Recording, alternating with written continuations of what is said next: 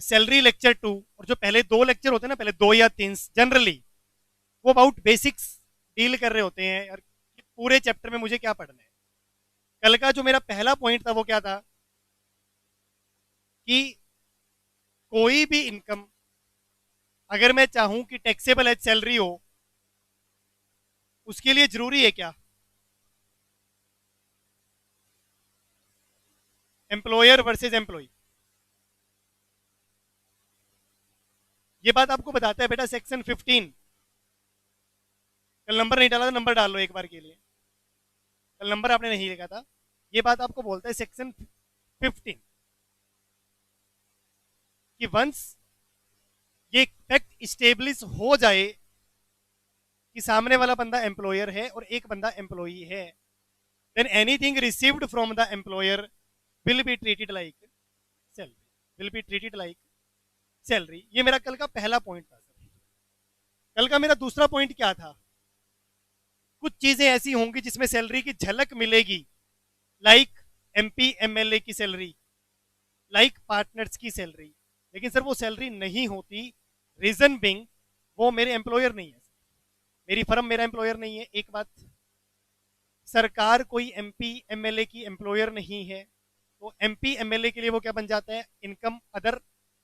Partner के लिए वो इनकम क्या बन जाती है बेटा? बिजनेस की इनकम।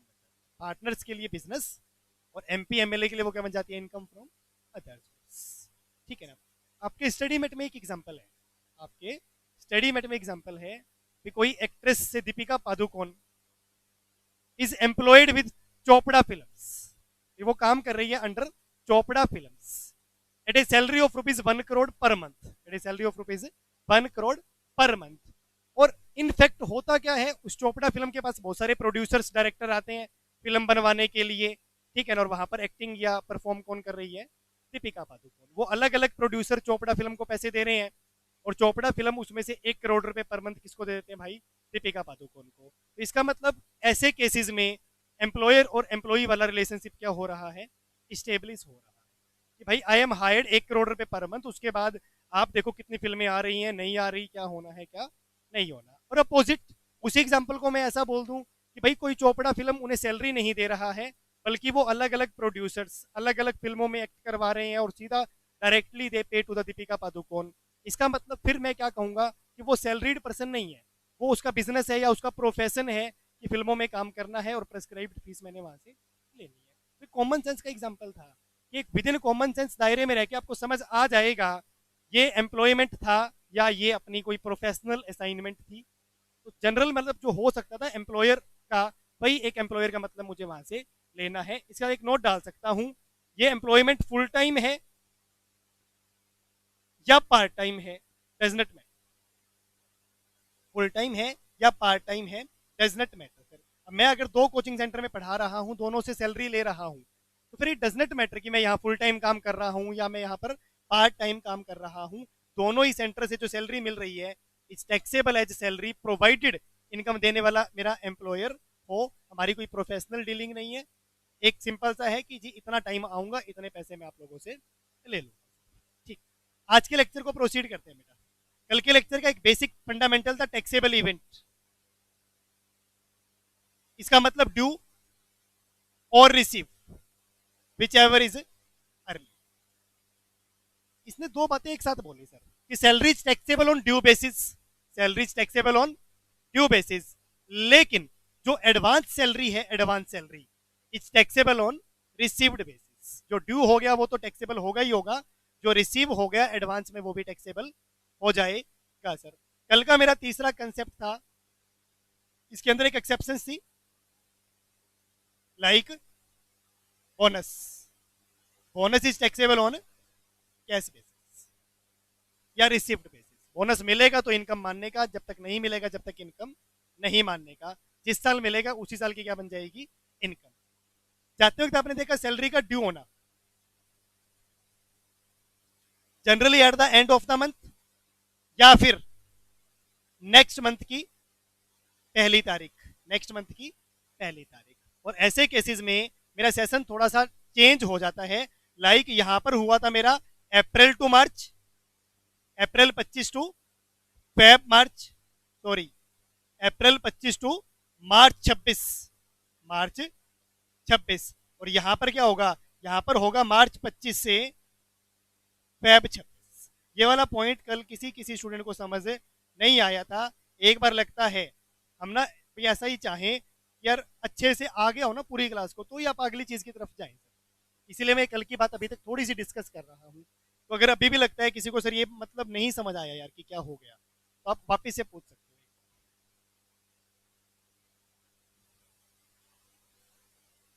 वापिस से समझाया जाए।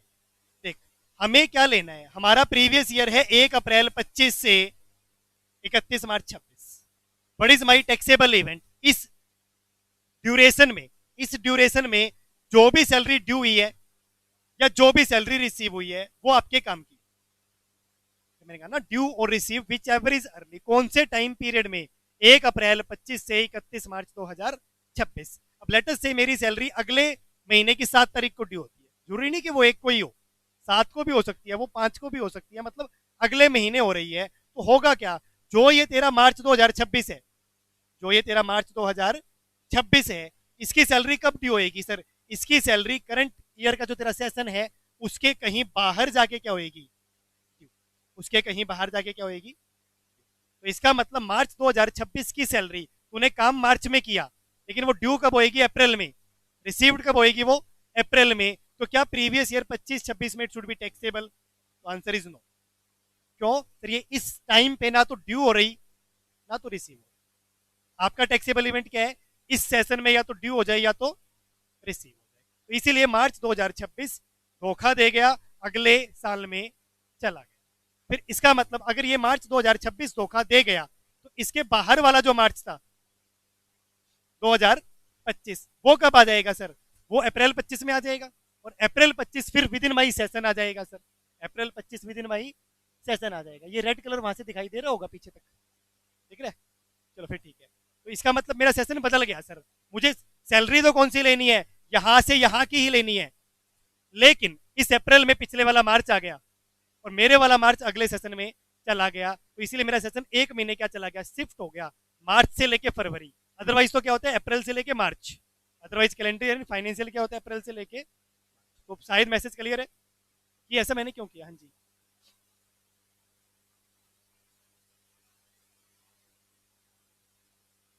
अच्छे से बना ले एग्जाम्पल, अभी 1 मिनट चल बोल। मैं यहाँ काम कर रहा हूँ पिछले 3 साल से लेटर से, ठीक है, ये 25 है, ये 24-25 है, क्लियर।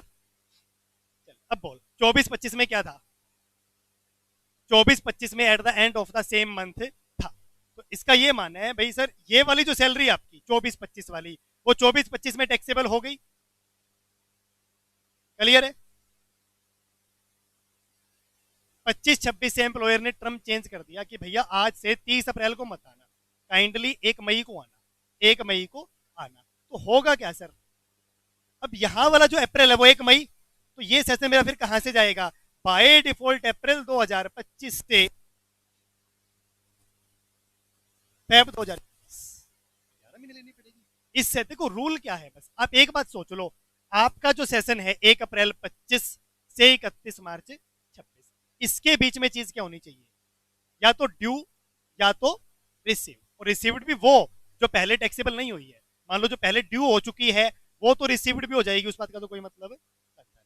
तो फिर आपका ये क्वेश्चन बड़ा सिंपल हो गया, ये 12 महीने और ये क्या 11 महीने। लेकिन इसमें मतलब ये मत सोचना कि आपको 11 महीने का ही टैक्सेबल हुआ, तो कभी कभी तो ऐसा आएगा ना जब आप छोड़ दोगे, मान लो अगले साल मैंने छोड़ दी जॉब, ठीक है, तेरे वाले एग्जाम्पल पे वापस रहता हूँ, पहले तो 12 महीने क्लियर है, 12 के 12 टैक्सेबल हो गए, अगली बार कितना टैक्सेबल हुआ 11, और 31 मार्च 2026 आई क्विट द जॉब, मैंने जॉब छोड़ दी। लेकिन जॉब तो छोड़ दी, लेकिन होगा क्या, 1 अप्रैल को, 1 अप्रैल 26 को वो तो सैलरी मिलेगी कि नहीं मिलेगी, मार्च 26 वाली वो तो मिलेगी। अब अगले साल में कहीं काम नहीं कर रहा, कहीं जॉब नहीं कर रहा, फिर भी 1 महीने की सैलरी टैक्सेबल होगी कि नहीं होगी।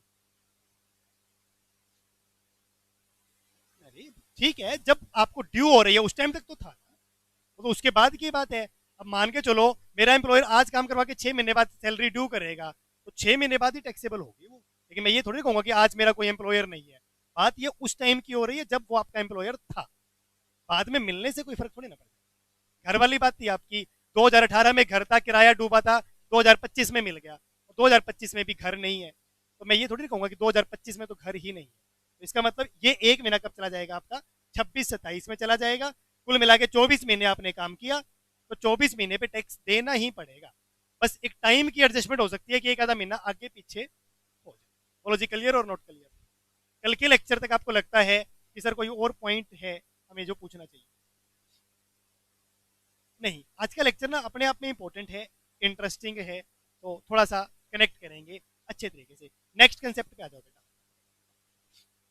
ग्रेड्स की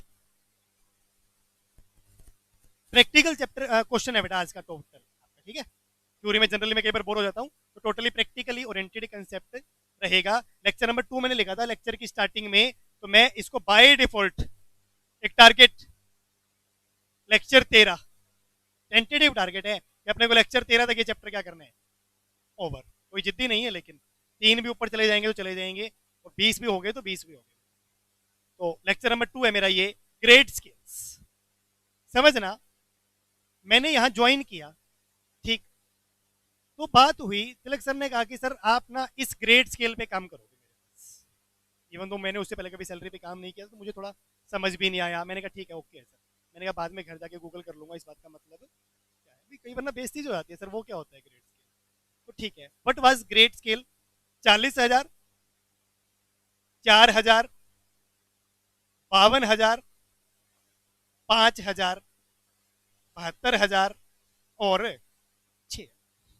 40,000, 4,000, 52,000, 5,000, 72,000, 6,000, और I started on 1 January 2024। I started on 1 जनवरी 2024। ठीक है, कोई भी आप में से जिन्होंने पहले कहीं पर भी टैक्स नहीं पढ़ा है, सैलरी नहीं पढ़ा है, भाई ओवर कॉमन सेंस इस बात का मतलब डिराइव करने की ट्राई की। दीप्ति और जो 2 लड़कियां थी, दीप्ति और वो नहीं आई आज, दीप्ति जानवी में से कोई भी एक, इस बात का मतलब क्या हो सकता है? मैं 1 जनवरी 2024 से ज्वाइन किया था, और मेरी सैलरी ड्यू होती है at the last of the same month. उसी महीने के आखिरी में मेरी सैलरी ड्यू हो जाती है, रिसीव भी हो जाती है। इस बात का क्या मतलब हो सकता है? 40,000 जनरली हमारे इंडिया में जो सिस्टम चलता है सैलरी का, वो पर मंथ चलता है। तो इसका मतलब ये सैलरी है 40,000 रुपये पर मंथ, ये सैलरी है 40,000 रुपये पर मंथ। इस 4,000 का मतलब क्या है? इस 4,000 का मतलब है एनुअल इंक्रीमेंट। इस 4,000 का मतलब क्या है? Annual increment. यानी आज आप 40 पे काम करो, 2024 तक, दिसंबर तक आपकी सैलरी कितनी रहेगी? 40,000 रुपये पर मंथ। लेकिन जैसे ही 1/1/2025 आएगा, आपकी सैलरी कितनी हो जाएगी? 44। आपकी सैलरी कितनी हो जाएगी? 44। ज्वाइन विद 40, 1 साल बाद 44, 1/1/2024 माई salary will B 40। 1/1/2025 onward my salary will B 44। 1/1/2026 onward my salary will B 48। 1/1/27 onward my salary will B 50। यानी जो बाद वाला 4,000 है, इट रिप्रेजेंट एनुअल इंक्रीमेंट। हर साल 1 तारीख को आपकी सैलरी 4,000 या 10%, 10% मत बोलो, खाली 4 ही बोलो, 4,000 क्या बढ़ जाएगी? इंक्रीज। लेकिन अब इसका मतलब ये नहीं है कि जिंदगी भर वो 4 ही बढ़ती रहेगी। आज 40,000 का 10% क्या होता है? 4। कल को जब मेरी सैलरी 52,000 हो जाएगी, तो उसका 10% इंक्रीमेंट अगर मैं एक्सपेक्ट करूं हर साल, तो क्या वो 4 ही रहेगा? तो आंसर इज नो। यानी ये जो 52 आ गया ना, 52, इसका मतलब क्या है? 52 तक। आज आपकी सैलरी 40, हर साल बढ़ेगी कितनी? 4, जब तक कितनी नहीं हो जाती? 52। लेकिन एक बार आपकी सैलरी 52 हो गई, फिर your second increment will be 5,000 per month. तो 1/1/27 को अगर मेरी सैलरी 52 हो गई, तो 1/1/28 को माई सैलरी 57। 1/1/58 को माई सैलरी विल बी 57। 1/1/29 को माई सैलरी विल बी 62। 1/1/30 को माई सैलरी विल बी 67। 1/1/31 को माई सैलरी विल बी 72। और 1/1/32 last but not least my salary will be 70। इस एक लाइन का मतलब क्या होता है? This is your first salary 40, this is your annual increment 4 up to कितना? 52। उसके बाद सेकंड इंक्रीमेंट 5,000 अप टू कितना? 72। इतना 6 अप टू गिवन नहीं है तो बात क्या हो जाएगी, खत्म। तो मुझे लगता है एक रीजनेबल क्लास को, जो ठीक बढ़िया क्लास हो, ग्रेड्स के लिए एक छोटे से एग्जांपल से ही बात क्या आ गई होगी, समझ आ गई होगी। किसी को लगता नहीं समझ आई? आप एक काम करना, एक क्वेश्चन आपने सोल्व करना है, find out my taxable salary, find out my taxable salary, बिल्कुल सही जवाब देना बेटा, कम से कम आधी क्लास। सैलरी ड्यू होती है मेरी first day of next month, first day of next month. मैंने ज्वाइन किया था 1/1/2021 को, मैंने ज्वाइन किया था 1/1/2021, नहीं सर थोड़ा और मुश्किल बना लो फिर क्या फर्क पड़ता है, 1/7/2021 को।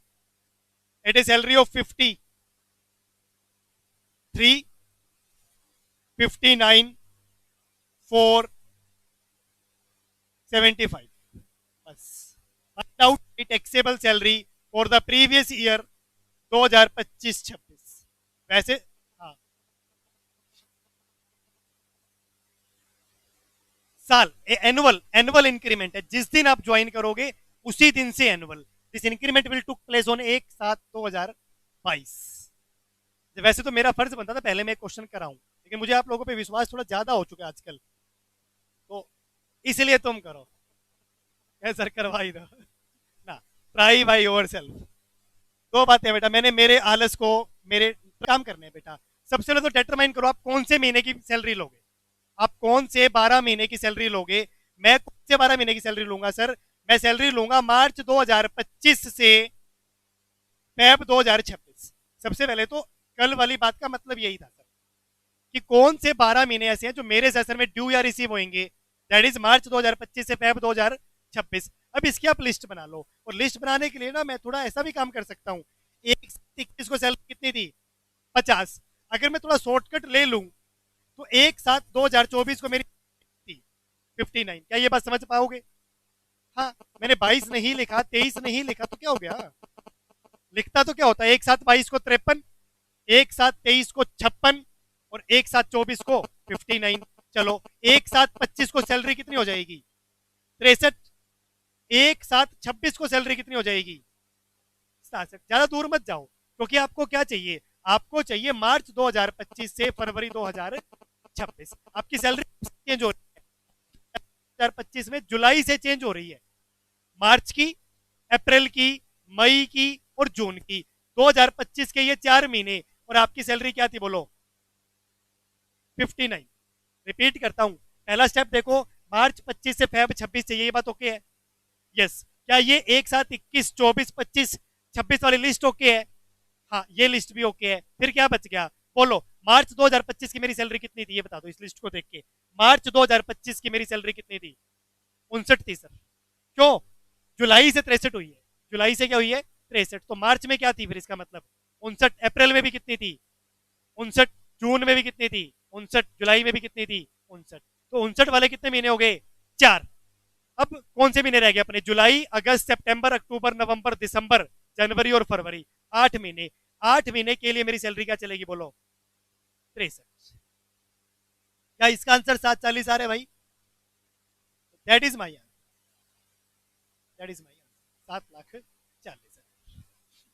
अब यहां से ना दोनों चीजें क्लियर हो जाती है मुझे, एक तो मेरी ड्यू डेट वाला फंडामेंटल्स, और दूसरा मेरा ग्रेड स्केल्स। तीसरी अगर मैं एक बात जानूं तो इतना कोई मुश्किल नहीं था कि मेरे को लगे यार ये क्या ही महाभारत हो गई। ठीक, क्या लगता है? अब एक क्वेश्चन ऐसा और दे दो, सब ठीक कर देंगे। इस बार बहुत सारे जनों के गलत थे, अर्जिब आया नहीं था ना 740, धैर्य स्मृति 740 आया था कि नहीं आया था? नहीं आया था। अब आ जाएगा अगले क्वेश्चन में कि मैंने क्या किया। पहले मेरे 12 महीने डिटरमाइन करो कौन से हैं, उन 12 महीनों की सैलरी लो, कर दो टोटल, कर दो टोटल। लो जी, लास्ट एग्जांपल इसी बात के लिए। मैंने ज्वाइन किया था 1 अक्टूबर 2022 को,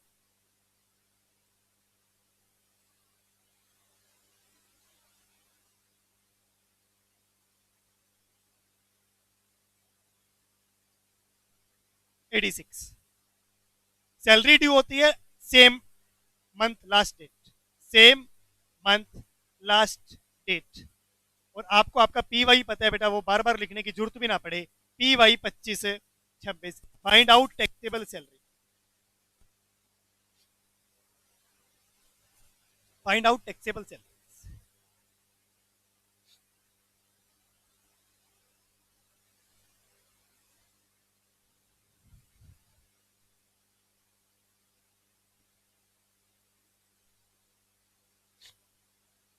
वैसे तो क्लियर है, 6 और 6 महीने वो 6 महीने बिल्कुल मिड से चेंज हो रहा है।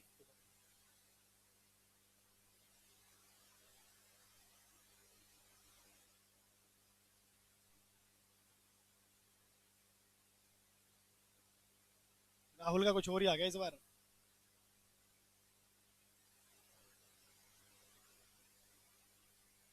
तू सो ही नहीं आज अभी तक तू, क्या बात है? 20-25 मिनट हो गए बेटा, रूटीन तोड़ते थोड़ी है अपना।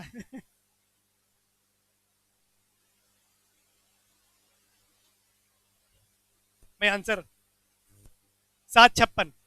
जनरली नॉर्मल सेशन है मेरा कौन से वाला? अप्रैल 25 से मार्च 26। अप्रैल 25 से मार्च 26, ये तो नॉर्मली चीज है भाई। चलो जी, मेरी सैलरी क्या होगी?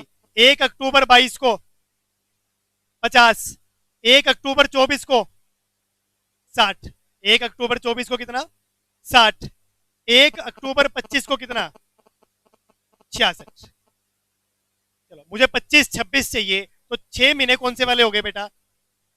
60 वाले हो गए, और 6 महीने कौन से हो गए? 66 वाले हो गए। कुल मिला के कितना आ गया बेटा? 7:56। जिसको 7:56 नहीं समझ आया हो तो काइंडली डू नॉट शर्माओ, पूछ लेना 7,56,000 कैसे आया। हाँ भाई, आ गया सबके लिए? ठीक है, यही तो वेटेज है बस। चलो आज के लेक्चर पे आता हूं मैं, ये तो टाइम पास था जस्ट। लिखिए सर, सैलरी इंक्लूड्स वापिस से 15, 16, 17, 3 चीज मुझे पढ़नी है और 15 हो गया उसमें से। सेक्शन 17, नाम नंबर से याद नहीं रखना था। सैलरी इंक्लूड्स, यहां से हमारी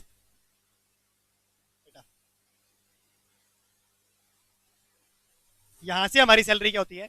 स्टार्ट। सैलरी इंक्लूड्स, पहला पॉइंट है sir, salary includes basic salary. Salary includes basic salary. जब भी आप कहीं ज्वाइन करते हो ना, वहां पर आपका एक बेसिक पे स्केल होता है कि हम आपको 40,000 रुपये पर मंथ देंगे सर। हम आपको क्या देंगे? 40,000 रुपये पर मंथ देंगे। That is called basic salary. एक बेसिक सैलरी मिल गई, उसके बाद बेसिक के बाद आती है सर कुछ और लग्जरी चीज। पहले तो बेसिक है भाई, 40 तो मुझे चाहिए ही चाहिए। उसके बाद अब बात करो कि और क्या हो सकता है। बेसिक सैलरी के बाद कोई बोनस, फीस, कमीशन।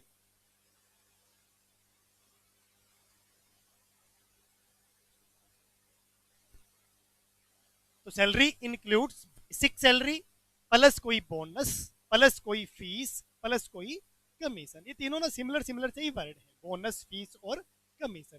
कमीशन जैसे कोई प्री डिटरमाइंड होता है कि आप ये काम कर दोगे तो कमीशन दे देंगे, ठीक है ना? तो इंटर में आपके नाम से 5 स्टूडेंट आ जाएं तो आपको जी 25,000 रुपये दे देंगे। That is called like commission. और बोनस क्या होता है? बोनस की जैसे हो सकता है कोई प्री डिटरमाइंड टर्म ना हो, एवं ही दे दिया बोनस, काम अच्छा था जी बोनस दे दिया।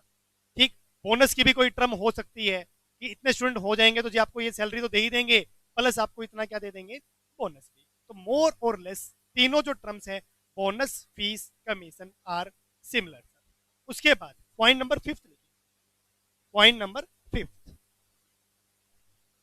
Dearness pay. Dearness pay highlight मैंने कर दिया सर, ये तो कुछ बिल्कुल ही नया ऐसा ही वर्ड आ गया। What is dearness? ठीक, बिल्कुल नया सा ही वर्ड आ गया। प्लस सैलरी इंक्लूड, सैलरी की बड़ी इंक्लूसिव डेफिनेशन है सर। कल मैंने कहा था anything received from the employer is salary, anything. ठीक, तो salary includes bonus, fees, commission, dearness पे, 6 अलावेंस, ALLO, जो भी इसकी स्पेलिंग बनेगी, शायद मैंने ठीक लिखी हो। ठीक, generally in monetary forms, generally in monetary forms, यानी सैलरी के अलावा कुछ पर मंथ मुझे फिक्स मिल जाए। 1,000 रुपये पर मंथ मुझे मिल गए about mobile recharge, about net recharge. 1,000 रुपये पर मंथ मुझे मिल गए अबाउट मेडिकल फैसिलिटीज। जी 40,000 रुपये आपको एक दे दिया, 1,000 रुपये पर मंथ दे दिया आपको मेडिकल अलावेंस। आप बीमार हो या ना हो, आप वो पैसा खर्चो या वो पैसा ना खर्चो, ये पैसा आपका ही है। ये पैसा क्या है? आपका ही है sir, that is allowance.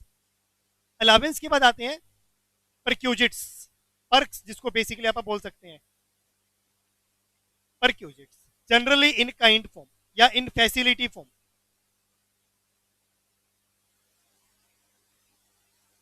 Generally in facility form.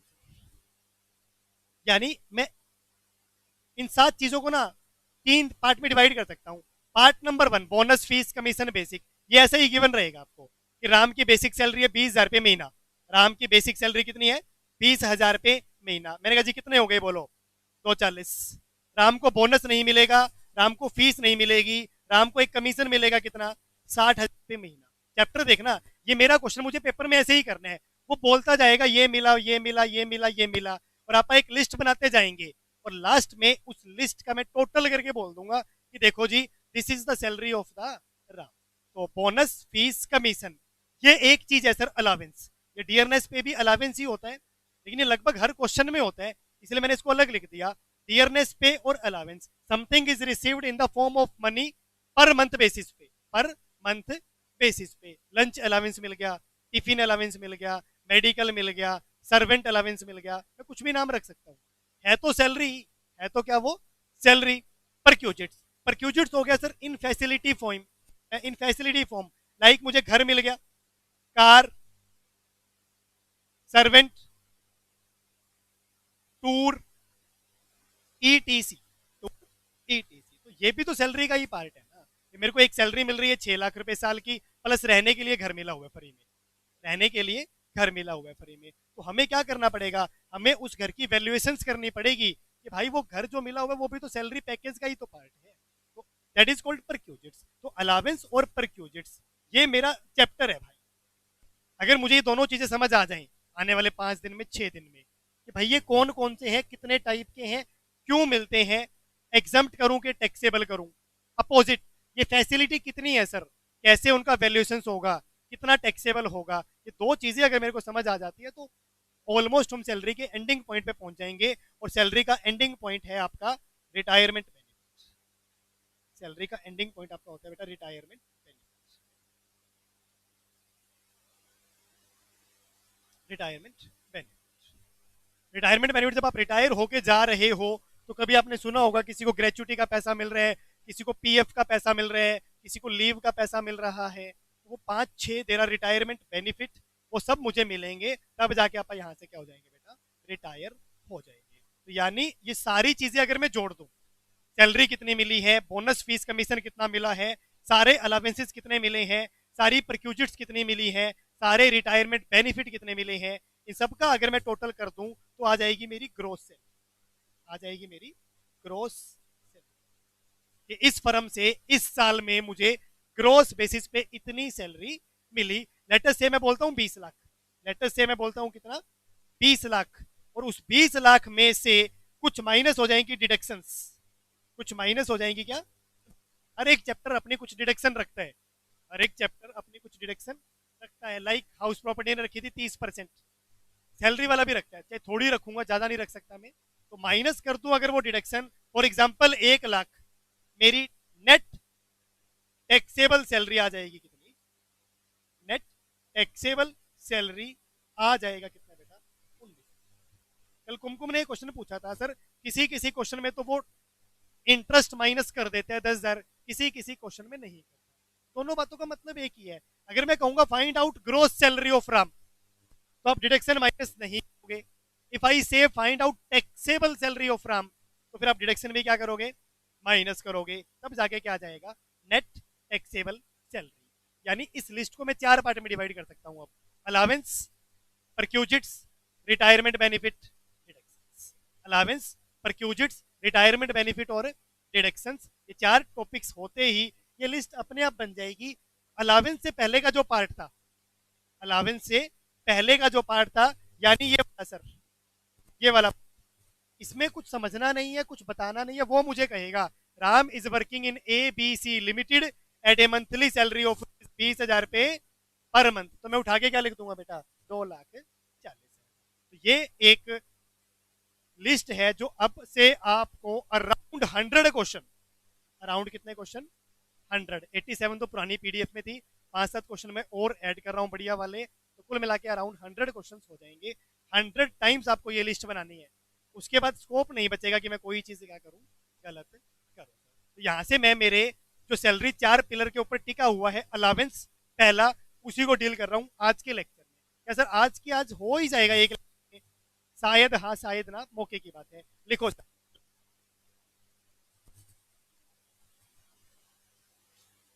Her question में मिलेंगे, बच नहीं सकते हो बेटा। सैलरी वाले चैप्टर में आप अलावेंसेस से बच नहीं सकते हो। जनरल नेचर क्या था? Monetary form. जनरल नेचर क्या था बेटा? मोनेटरी। पर मंथ, पर क्वार्टर, जरूरी नहीं पर मंथ हो, बस मॉनेटरी मिल रही है, फिक्स टर्म पे मिल रही है। उसके बाद इट्स अप टू यू कि आप उसमें क्या खर्च करते हो, क्या बचा लेते हो। ना मुझे वापस चाहिए, ना मुझे क्या चाहिए, वो आपसे आपका ही पैसा है। मैंने आपको 40,000 रुपये दे दिए और आप कहते हो हमारा तो 1 रुपये भी खर्च नहीं हुआ, तो मैंने कहा ला मेरे 40 वापस। ऐसा सैलरी में नहीं हो। अलावेंस को हम डिवाइड करेंगे 5 पार्ट में। स्टूडेंट जब ये डायग्राम बनाता है तो उसको ना हर बार दिक्कत महसूस होती है कि सर आपने तो अजीब तरीके से बना दिया। तो आप पेज को हॉरिजॉन्टल वर्टिकल कर सकते हो। 5 तरीके के अलावेंस होते हैं सर, मैं कुछ ऐसा लिखूंगा, समझ गए? 5। तो आप अपने पेज को जो भी है, ये वर्टिकल है तो हॉरिजॉन्टल बना लो, मतलब चेंज कर लो। पहला पहला पहली कैटेगरी है sir 6 specific allowance. 6 specific allowance, नाम लिखता हूं सर इनके। ये नहीं, मैंने अपने 5 कैटेगरी बनाई एज पर आवर कंफर्ट कि जितने भी अलावेंस होंगे मैं उसको 5 कैटेगरी में क्या कर सकता हूँ, डिवाइड। सबसे पहला है सर 6 ऐसे यूनिक स्पेसिफिक अलावेंस जिसका नाम है HAUCDT, जिसका नाम है HAUCDT। एच बोले तो हेल्पर अलावेंस, एच बोले तो हेल्पर अलावेंस, ए बोले तो एकेडमिक, यू बोले तो यूनिफॉर्म,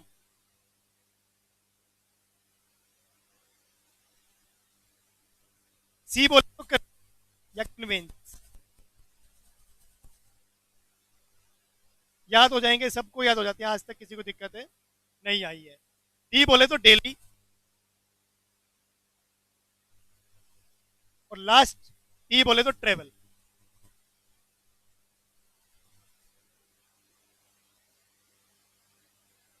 तो मेरी पहली कैटेगरी है sir 6 specific allowance, that is HAUCD।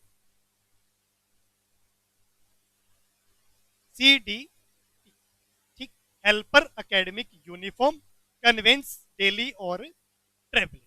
इनकी एक खासियत होती है सर क्या, यहां पर इसके नीचे लिखेंगे। इसकी एक टैग लाइन है, इसकी टैग लाइन क्या है? यूज करो, यूज करो ये पैसा जो आपको मिला है सर, एग्जम्प्ट करवाओ। यूज करो, एग्जम्प्ट करवाओ। अभी बात करेंगे 5-10 मिनट इसके बारे में, कोई जल्दी नहीं है, इससे बाहर निकलना। Helper, academic, uniform, conveyance, daily, travelling, 6 allowance मुझे मिलते हैं, अलग अलग अमाउंट के मिलते हैं। लेकिन गवर्नमेंट ने इसमें क्या रूल बनाया सर, अगर आप ये पैसा यूज कर देते हो, एग्जम्प्ट करवाओ, एग्जम्प्ट करवाओ। फॉर एग्जाम्पल, मतलब समझना, पहला अलावेंस क्या है सर? हेल्पर। अब हमने आप लोगों के टेस्ट लिए,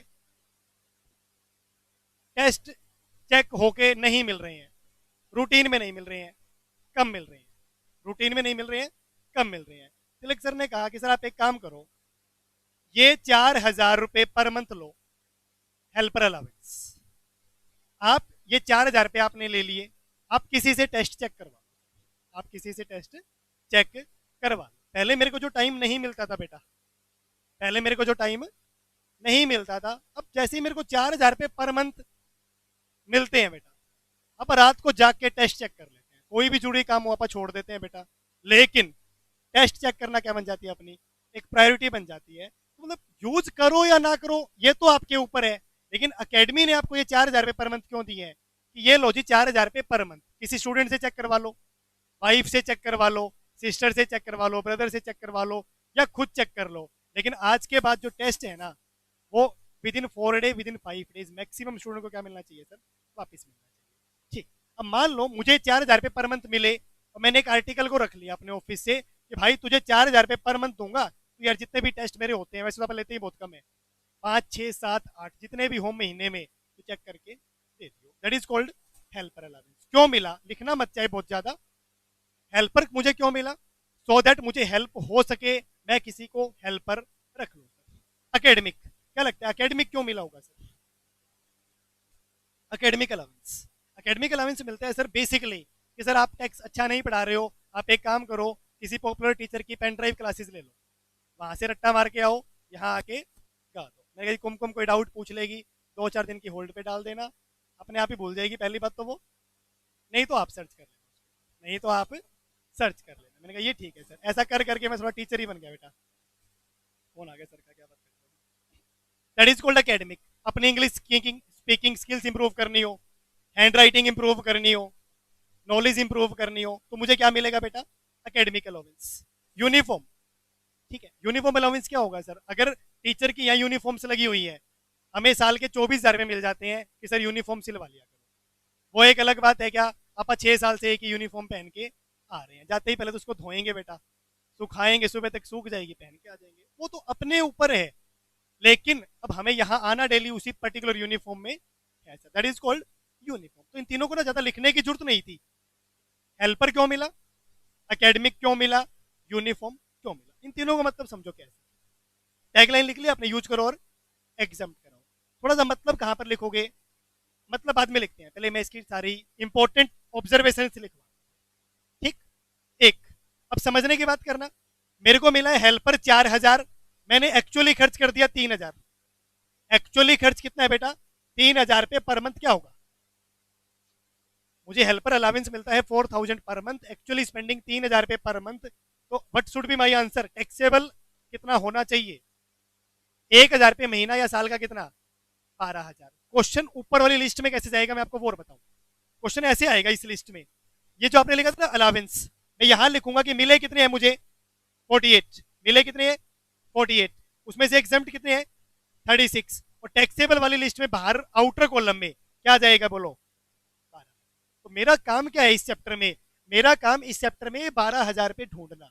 आपको हेल्पर मिला है 48, आपको ये याद रखना पड़ेगा कि हेल्पर भाई 6 में से था। यूज करो, क्या करो? एग्जम्प्ट कराओ। यूज करो और क्या करवाओ? एग्जम्प्ट कराओ। मिल गया और यूज नहीं किया तो फिर कम से कम टैक्स तो दे दो उस अमाउंट के ऊपर। एम्प्लॉयर आपसे 48 वापस नहीं मांगेगा। मेरे को 4 मिले और मैंने खुद ही चेक करके दे दिए सारे टेस्ट, और अब एम्प्लॉयर बोलते जी 4 वापस लाओ, तो भाई क्यों लाऊं? 4 वापस नहीं दूंगा। हाँ, गवर्नमेंट कहेगी 48,000 कमा लिए, तो क्या बोलूंगा? 48 कमा लिए, और 48 कमा लिए तो 48 पे क्या ले लो? टैक्स ले लो। सेकंड टैगलाइन लिखेंगे सर, यूज करो एग्जाम्प्ट करवाओ। दूसरा, nothing is given about use. Nothing is given about use. क्या मानोगे बोलो? बस मैंने सिंपल बोल दिया, हेल्पर अलावेंस मिला है 4,000, नथिंग एल्स। क्या मानोगे बोलो? अज्यूम कर लो यूज कर लिया होगा यार। Assume used, assume fully used. Point number 3, point number 3, HAUCDT सबसे इंपॉर्टेंट लाइन थी, यूज करो एग्जम्प्ट करवाओ। यूज के बारे में कुछ ना कहे तो मान लो फुल्ली यूज। तीसरा सर, इफ ज्यादा यूज्ड, मिले थे 4,000 और मैंने ऐसा हेल्पर रख लिया, वो मेरे से ले गया कितने? 5,000। क्या करोगे? क्या सरकार कहती है बेटा इफ ज्यादा यूज तो it means you are dash dash dash. हम क्या करें? सरकार कहेगी ठीक है भाई, तू बोला है एक नंबर का बेवकूफ, मिल रहे हैं 4 और दे कितने रहे? 5। बचाएगा तो आते आते हैं, बचाएगा तो आधे आधे हैं। मान लो 50% की टैक्स रेट अगर हो, और ज्यादा देगा तो भाई फिर किसके हैं वो? तेरे हैं। तो ज्यादा यूज कर दिया तो फिर बात क्या हो जाएगी? खत्म। एक एक छोटा सा क्वेश्चन है, 4,000 पर मंथ कुछ ना बोला तो सारा एग्जाम, कुछ ना बोला तो सारा एग्जाम, 4 के 4 यूज्ड, सारा एग्जाम, 4 में से 3 यूज, 12 टैक्सेबल, 4 में से 3 यूज तो 12 टैक्सेबल, 4 में से 5 यूज तो ब्लैंक, ना टैक्सेबल ना एग्जाम, बात खत्म सर। उसके बाद पॉइंट नंबर 4, पॉइंट नंबर 4 देख लो भाई, तीनों क्लियर है ना अभी तक के, तीनों मैसेज क्लियर होंगे मेरे हिसाब से, तो कोई खास बात नहीं थी। पॉइंट नंबर 4, पॉइंट नंबर 4 में क्या लिखेंगे आप, जो यूज देखना है वो इंडिविजुअल बेसिस पे देखना है, यूज जो देखना है वो क्या देखना है, इंडिविजुअल बेसिस पे देखना है, yes, not on aggregate basis. नहीं, जनरली ये जो चीजें होती है ना, ये कहीं पर मेंशन होती नहीं है, मैं आपको बताऊं, किसी नोट्स में नहीं मिलेगी, पीडीएफ में नहीं मिलेगी, और चैप्टर चलते यहां से ही है, ये आपको कितनी क्लैरिटी से आता है। हर एक टीचर ने आके ये बात तो बोलनी है ना, HAUCDT दूसरे सीक्वेंस में बोल देगा कि एग्जाम्प्ट है, लेकिन चैप्टर जो चलते हैं ना वो इन चीजों से चलते हैं भाई। प्रॉब्लम तो ऐसी ऐसी आ जाती है पेपर में यार। What is the meaning of use on individual basis, मैं आपको बताऊं, मेरे को हेल्पर मिलता है 4,000, मेरे को अकेडमिक भी मिलता है 5,000, चलो अकेडमिक कितनी मिलती है 5,000, एक्चुअली स्पेंडिंग हेल्पर पे कर दिए 3 और यूनिफॉर्म पे कर दिए 6, यूनिफॉर्म पे कर दिए कितने 6, तो मैं तो जनरली सोच रहा हूँ यार 9 मिले, 9 के 9 क्या कर दिए खर्च, लेकिन डिपार्टमेंट क्या कहेगा, डिपार्टमेंट बोलता है भैया हम ये यूज देखेंगे ऑन इंडिविजुअल बेसिस, हेल्पर 4 मिला था 3 खर्च कर दिया तो 1,000 टैक्सेबल, और अकेडमिक 5 मिला था 6 खर्च कर दिया तो फिर यू आर वापिस वही वाली बात। तो इसका मतलब इस पर्टिकुलर प्रॉब्लम का आंसर क्या जाएगा बोलो, 12,000 रुपए टैक्सेबल। इस पर्टिकुलर प्रॉब्लम का आंसर क्या जाएगा, 12,000 रुपए टैक्सेबल।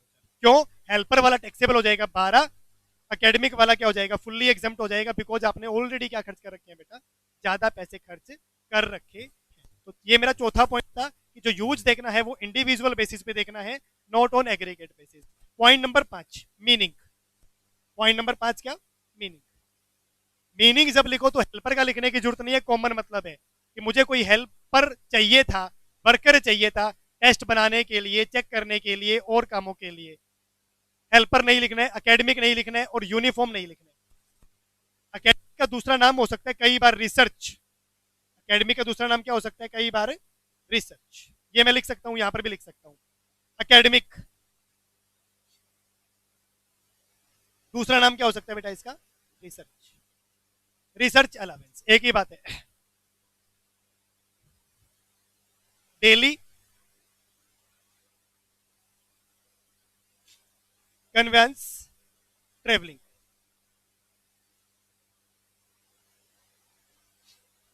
डेली कन्वेंस और ट्रेवलिंग, डेली जनरली थोड़ा समझना क्या होता है, बट इज डेली अलावेंस। कई बार एक एम्प्लॉय को ना अपनी ऑफिशियल ड्यूटी परफॉर्म करने के लिए कुछ पैसे मिलते हैं, तो ये लो जी 5,000 रुपये पर डे। आपका काम क्या है बेसिकली इसमें कि ऑफिशियल ड्यूटी के ऊपर आपको ये पैसा क्या करना है, खर्च। लाइक आज से 6-7 साल पहले मेरे को कार लेनी थी और मैं कार लेने के लिए चला गया किसी शोरूम में, मैं वहां पहुंचा भी नहीं, वो जो सेल्स एग्जीक्यूटिव था, सर चाय लोगे, कोल्ड ड्रिंक लोगे, कॉफी लोगे, मैं मन में सोच रहा हूँ भाई तीनों नहीं हो सकते क्या थोड़ी थोड़ी देर में, तो जैसे जैसे चलो, मैंने कहा सर गर्मी जून जुलाई का टाइम था, जून का एक्चुअली जुलाई में ली थी मैंने कार 1 जुलाई को, तो बोला सर ठीक है फिर कोल्ड ड्रिंक मंगवा, मतलब मैं बैठा हूँ 5 मिनट, कोल्ड ड्रिंक मंगवाई, साथ में ड्राई फ्रूट्स 4 टाइप का, मैंने तो आज तक 3 ही टाइप का देखा था, काजू बादाम और पिस्ता, चौथी चीज भी थी वो पता नहीं क्या था। ठीक भाई, खा रहे हैं बात कर रहे हैं, मैं कुछ सोच रहा हूँ, मैं कुछ सोच रहा हूँ कि सामने वाला अचानक से रिप्लाइड कि सर क्या सोच रहे हो, कौन सी कार लोगे ये सोच रहे हो, मैं मन में सोच रहा हूँ भाई मैं तो ये सोच रहा हूँ हिसार में और कितने शोरूम है कार के, धीरे धीरे धीरे धीरे सब में जाके आऊंगा, उसके बाद देखेंगे कौन सी कार लेनी है। तो क्या हो गया रे, इसका मतलब क्या, अब वो जो बंदा कोल्ड ड्रिंक ड्राई फ्रूट मुझे खिला रहा है पिला रहा है, वो पैसे उसकी जेब से नहीं लग रहे, दो बातें होंगी, या तो वो directly paid by the company होगा, या फिर ऐसा होगा कि कंपनी ने उसको 5,000 पर डे दे दिया, तो ये ले तेरा काम क्या है, ये पैसे तूने अपनी ऑफिशियल ड्यूटी के ऊपर ही क्या करने हैं, खर्च करने हैं। लाइक डेली बेसिस पे मिल रहा है, क्वार्टर बेसिस पे, वीकली बेसिस पे, मंथली बेसिस पे मिलता है, बस नाम मैंने डेली क्यों रख दिया कि daily you have to spend a part of those amount for entertaining the clients, customer जो हमारे यहाँ आ रहे हैं, that is called daily. Conveyance और ट्रेवलिंग, क्या लगता है जनरली मीनिंग कन्वेंस और ट्रेवलिंग क्या होगा? कन्वेंस और ट्रेवलिंग बोलो। आने जाने के लिए, दोनों है तो अलग अलग, लेकिन दोनों है तो क्या अलग अलग। कन्वेंस अलग है और ट्रेवलिंग अलग है। कन्वेंस क्या होगा? अब मान लो फॉर एग्जांपल संतोष सर काम कर रहे हैं, ठीक है, नितेश सर हैं, चलो अभी इन दिनों में थोड़ी छुट्टियां एंजॉय कर रहे हैं, ठीक है, और लेकिन उनको जनरली हमने क्या ऑब्जर्व करा, नोट्स उठा के लाने हैं, ठीक है ना, सेल खत्म हो गया है, सेल लेकर आना है। जनरली क्या वो अपनी बाइक वाइक यूज कर रहे हैं उस केसेस में, लेकिन हम क्या करते हैं, हम at the beginning of the month उनकी बाइक में या उनको 2,000 रुपये दे देते हैं, ये लो जी पेट्रोल, ये लो जी पेट्रोल के। तो कन्वेंस वर्ड में क्या यूज करूंगा?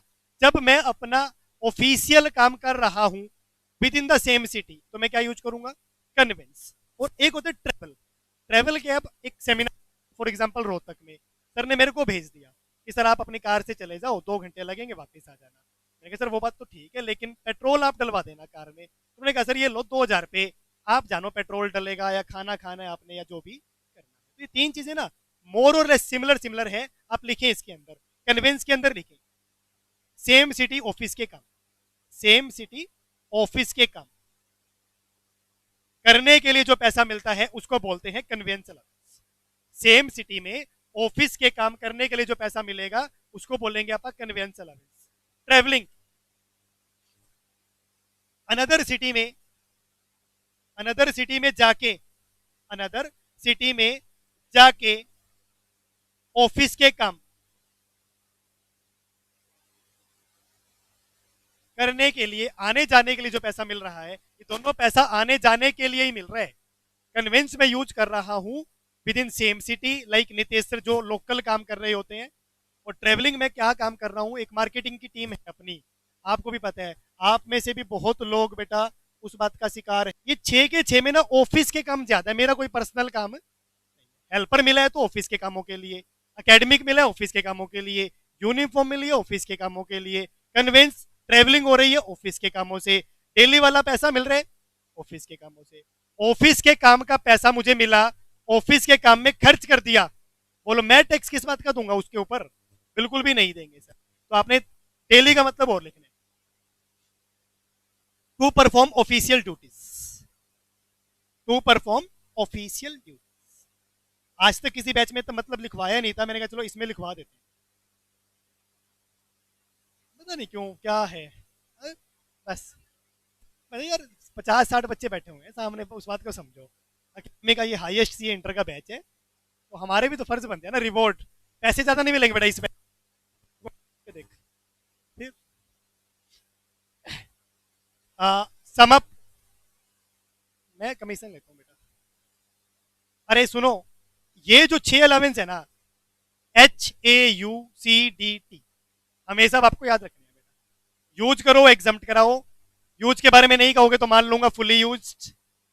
तीसरा, यूज इंडिविजुअल बेसिस पे चेक करना है। चौथा, ज्यादा यूज करोगे तो मैं कुछ नहीं कर पाऊंगा। पांचवा, मतलब नहीं लिखना था हेल्पर का, एकेडमिक का, यूनिफॉर्म का।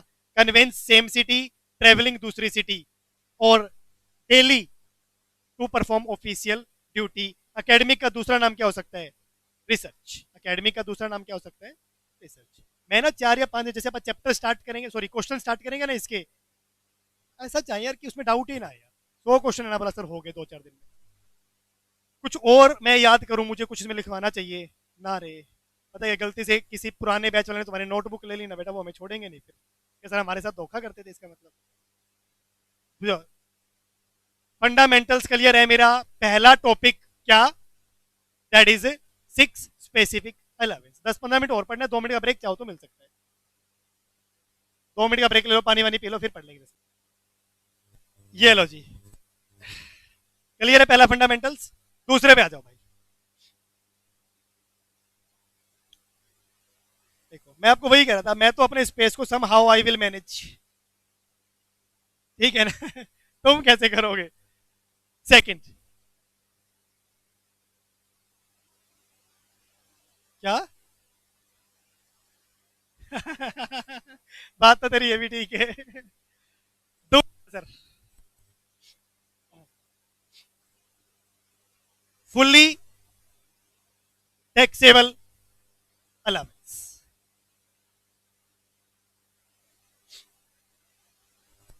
ये जो 6 स्पेसिफिक थे ना, मैंने आपको बोला ये सारे के सारे क्यों मिल रहे हैं, मेरे पर्सनल बेनिफिट के लिए नहीं मिल रहे। आपने मुझे ये पैसे दिए और मैंने आपके कामों में ही खर्च कर दिया, तो बात खत्म हो गई यार, ठीक है ना। अब फॉर एग्जाम्पल मुझे मिले सिर्फ 10,000 रुपए की, सर इनके लिए सैलरी के नोट्स बना दो बढ़िया से, प्रिंटिंग करवा लो और इनको बांट दो। मैंने 10,000 रुपए लिए, 10,000 के नोट्स आप लोगों को बांट दिए, तो क्या मेरी सैलरी हो सकती है? आंसर इज भाई बिल्कुल भी नहीं हो सकती। क्यों? 10 में से 2 बचा लिए मैंने, फिर मान लो सैलरी थी, तो वही इसका कॉमन सेंस का रूल है। Fully taxable sir, fully taxable allowance क्या होंगे सर? जिसका भी नाम नहीं सुना रहेगा, जिसका भी नाम नहीं सुना रहेगा। अभी तो खैर मुझे तीसरा, चौथा और पांचवा पॉइंट पढ़ना है, जिसका भी, लेकिन वैसे सेंस की बात कर रहा हूं। पेपर में लिखा आ गया sir tiffin allowance, city compensatory allowance, तो जिसका भी नाम नहीं सुना रहेगा ना अपने पूरा सैलरी पढ़ने के बाद, वो हमेशा क्या होएगा? Fully taxable. सरकार को नजर आता है क्या कि आप सैलरी का नाम बदल दोगे अगर मैं उसको क्या कर दूं, एग्जाम्प्ट कर दूं? ठीक है, तो लिख लें कुछ एग्जाम्पल्स। सबसे पहले लिखे डियरनेस अलावेंस, सबसे पहले लिखे डियरनेस अलावेंस, हिंदी में इसको बोलते हैं बेटा महंगाई भत्ता।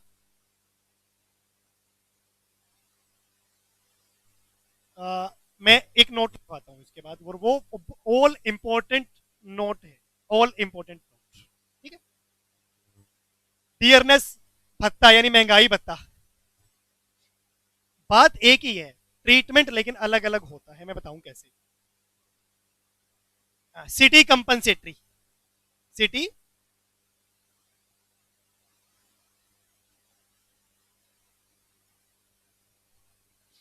सिटी कंपनसेटरी, कई बार ऐसी सिटी में पोस्टिंग हो जाती है जहां पर ट्रेवल ज्यादा करना पड़ता है, पोल्यूशन ज्यादा है, भीड़ भड़ाका है, और मुझे लगता है नहीं यार, इस सिटी में रहूंगा तो ना थोड़ी मोटी कहीं ना कहीं हेल्थ के ऊपर फर्क आएगा और ये फर्क आएगा, तो फिर एम्प्लॉयर क्या बोलते हैं जी, अपना सिटी को कंपनसेट करने के लिए, ठीक है ना, 10 मिनट का रास्ता 1 घंटे में ट्रेवल होता है सर, उतना ही घर में लेट पहुंचता हूँ, क्योंकि आपको तो अपना वही ड्यूटी टाइमिंग चाहिए 9 से 7, अब मेरे को घर से 7:30 निकलना पड़ता है, that is called city compensatory allowance. मतलब नहीं लिखने बेटा इनके, ठीक है।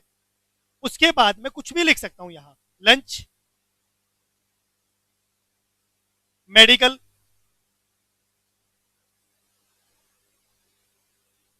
Lunch, medical, servant.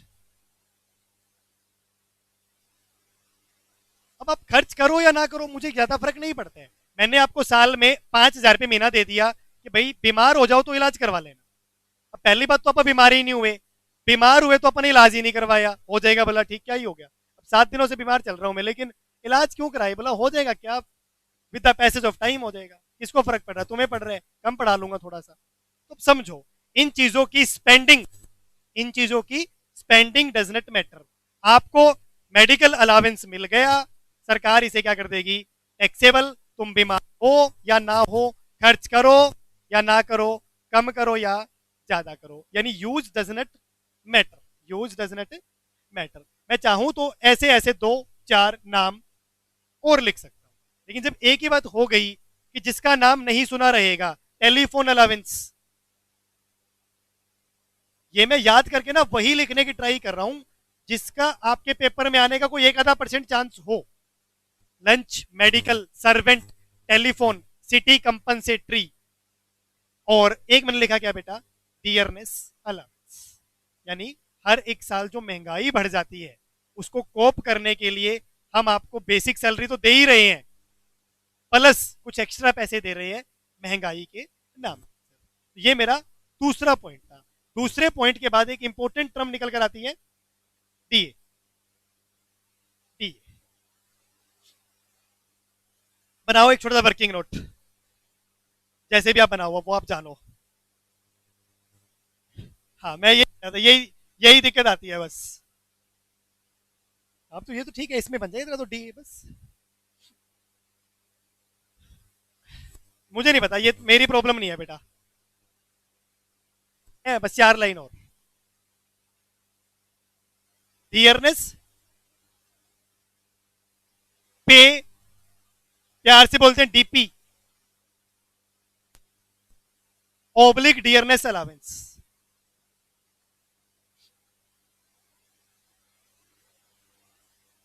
DA same same but different.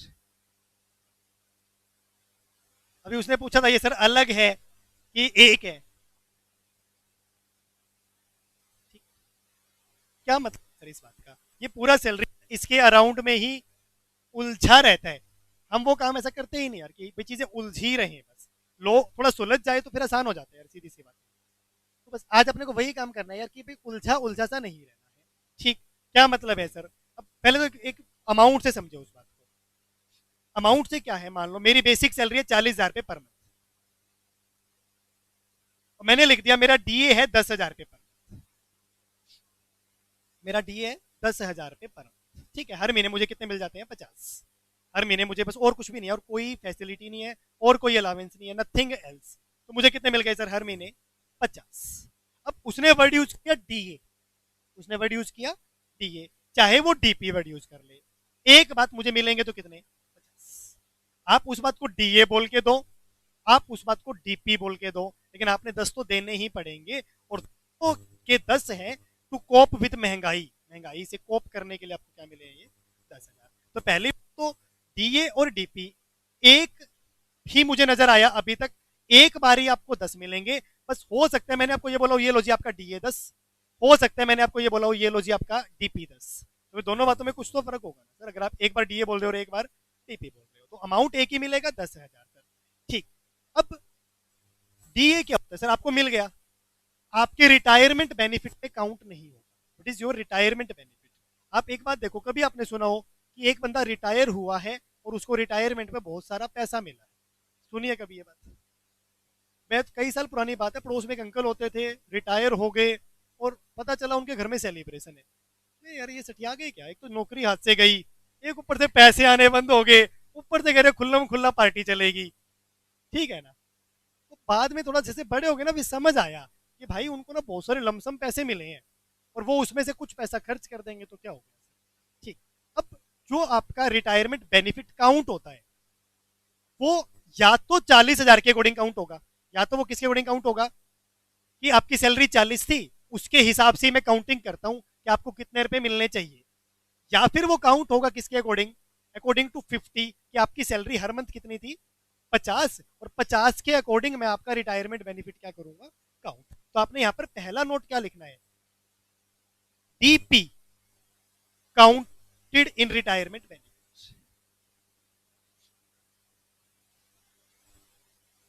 Retirement benefit DA count नहीं, डीए काउंट नहीं होता। मतलब मुझे आज तो 50 मिल गए, वो तो 50 मिल गए, चाहे तुम डीए बोल के दो चाहे तुम डीपी बोल के दो, चाहे तुम डीए बोल के दो चाहे तुम डीपी बोल के दो, मुझे कितने मिल गए? 50। लेकिन कल को तुमने डीए बोल के दिए थे, तो तुम मेरा रिटायरमेंट बेनिफिट 40,000 के अकॉर्डिंग कैलकुलेट करोगे, थोड़ा कम आएगा फिर वो। अगर तुमने डीपी बोल के दिए थे तो फिर वो 50 के अकॉर्डिंग कैलकुलेट करोगे। ऑब्वियस सी बात है ना यार। दो बंदे रिटायर हुए सेम स्टेज पे मेरे पड़ोस में, एक इधर एक इधर, एक पीएन था वो रिटायर हुआ है, और एक बहुत बड़ा अफसर था वो रिटायर हुआ है। क्या दोनों को रिटायरमेंट बेनिफिट सेम मिलने वाला है?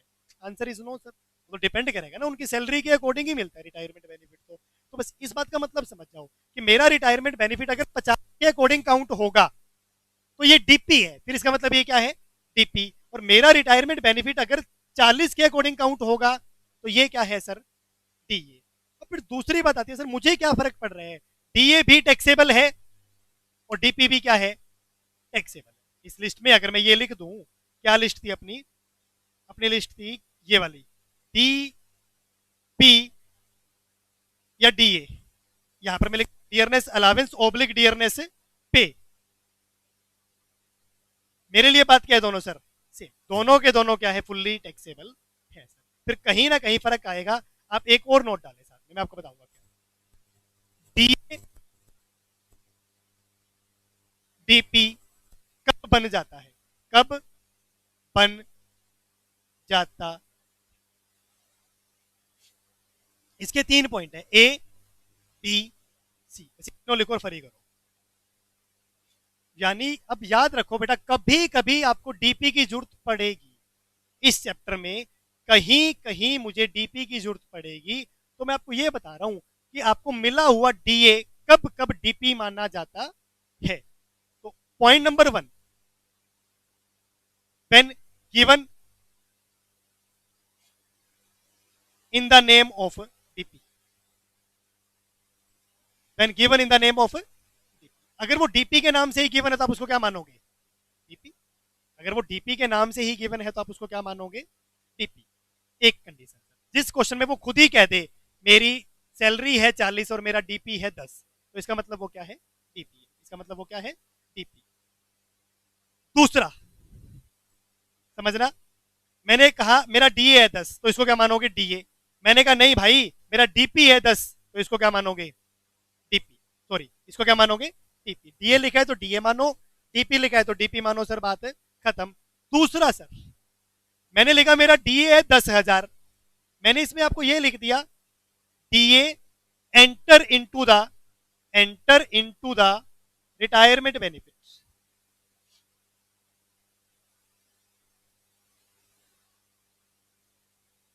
मैंने कहा था अगर कोई अमाउंट मेरी रिटायरमेंट बेनिफिट में एंटर होता है या काउंट होता है, काउंट, वो वर्ड यूज करेगा एंटर, मैंने इसलिए एंटर वर्ड लिखा, लेकिन जनरली मैं क्या बोल रहा हूं? Count. If my DA counted into calculating my retirement benefit, तो इसका मतलब वो क्या है फिर मेरे लिए? डीपी। इसका मतलब वो मेरे लिए क्या है? डीपी। अगर मैं आपको इसी क्वेश्चन में, पहले दोनों लाइन लिख लो एक बार आराम से, पहले दोनों लाइन एक बार आराम से लिख लो। एक वो डीपी के नाम से ही गिवन हो, ठीक है, ये जैसे ही मैं एक क्वेश्चन कराऊंगा ना आपको, आज शायद टाइम नहीं है उतना, कल आते ही मैं आपको एक क्वेश्चन कराऊंगा ना, आपको समझ आ जाएगा यार मैं क्यों ये नोटिंग करवा रहा हूँ आपको डीए डीपी वाली। एक, जब वो डीपी के नाम से गिवन हो, दूसरा जब मैं आपको क्या बोलूं DA enter into the retirement benefit, तो भी वो क्या बन जाएगा? डीपी बन जाएगा। फॉर एग्जांपल मैंने आपको क्या बोला, मेरा बेसिक है 40, मेरा डीए है 10, और ब्रैकेट में मैंने लिखा क्या? 50%, 50% enter into retirement benefit. Retirement benefit में आर बी लिख रहा हूं, क्या लिख रहा हूं मैं? आर बी लिख रहा हूं, रिटायरमेंट बेनिफिट। इसका मतलब अब क्या है सर? मुझे मिलेंगे कितने? 50। मुझे मिलेंगे कितने? 50। अगर मेरे को कहीं पर डीपी की जरूरत होगी तो मैं डीपी कितना मानूंगा बोलो? 5। डीपी कितना मानूंगा? केवल 5।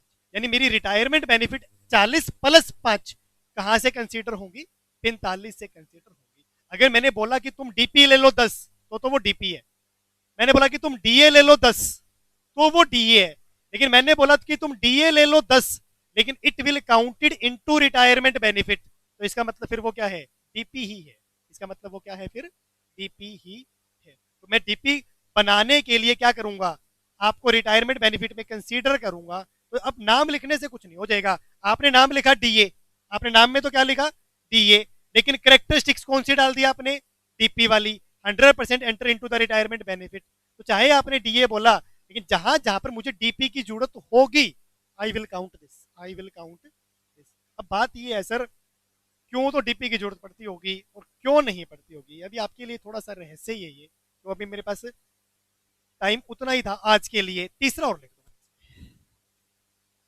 अभी शायद तुम समझ नहीं पाओगे इसकी इंपॉर्टेंस। ये जो 3 लाइनें लिखी है, but it means for this chapter, पता चल जाएगा जल्दी। तीसरा लिखना सर, लिखना मत, लिखना मत। वो कह रहे 34 की बात हुई थी सर और 48 हो गई। सही, 1 मिनट है बेटा। फिर कभी, फिर कभी का मतलब क्या मैं आपको बताऊं? लिखना क्यों? आपने क्यों लिखना है? मैं तो मैंने बता दिया। ये फिर कभी ना एक टाइम आएगा अचानक से 5-7 लेक्चर के बाद, आप जब क्वेश्चंस करोगे ना, इनडायरेक्ट है वो, इनडायरेक्ट, तो आपको तो याद भी नहीं रहेगा। मैं आपको बोलूंगा बेटा कि पॉइंट नंबर सी पेंडिंग है, उसको क्या करो? Note later on.